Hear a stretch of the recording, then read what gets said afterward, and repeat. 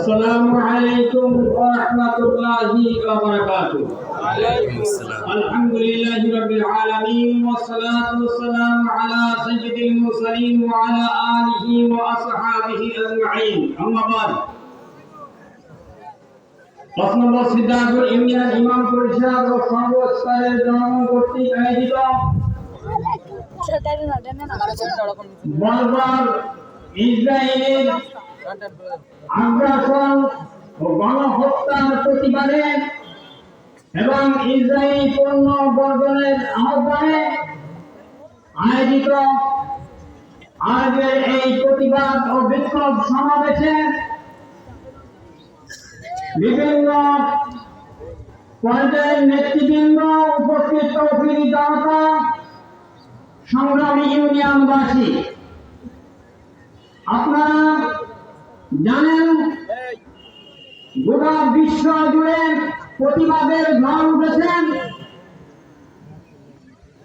ফিলিস্তিন এবং ফিলিস্তিনের যে সকল জনগণ গাজার মুসলমানদের উপরে ইসরায়েলি পেটুয়া বাহিনী, হামাস বাহিনী, মুসলিম নিরস্ত্র মুসলিম জনগোষ্ঠীর উপরে অত্যাচার, নির্যাতন এবং হত্যাযজ্ঞ চালিয়ে মানবতাকে ভুলণ্ঠিত করেছেন।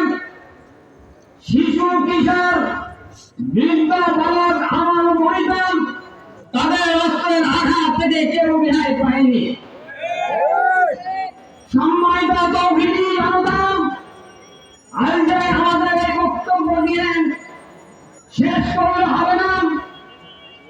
তারা আমাদের দেশে গোটা বিশ্ব মুসলিমের কাছে তাদের উৎপাদিত পণ্য বিক্রি করে তার অর্থ দিয়ে আজ আমাদের ভাইয়ের বুকে গুলি চালিয়ে হত্যা করছে।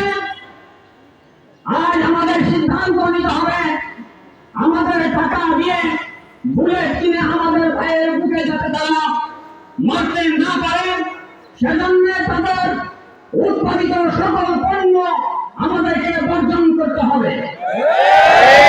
আর এই বর্জন করতে গিয়ে যারা এর সাথে জড়িত বিক্রেতা, সরবরাহকারী, ক্রেতা, আমাদের সকলকে সিদ্ধান্ত নিতে হবে আমরা কোনো অবস্থাতে ইসরায়েলের কোনো পণ্য আমরা ব্যবহার করব না। যদি আমরা এই সিদ্ধান্তে অটল থাকতে পারি এবং বাস্তবতার সাথে আমরা এই কাজ করতে পারি, তাহলে অর্থনৈতিক ভাবে তারা দুর্বল হবে।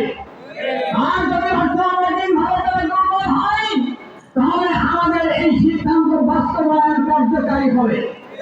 এই জন্য আমি ইউনিয়নবাসীর পক্ষ থেকে ইউনিয়নের সকল তৌহিদি জনতাকে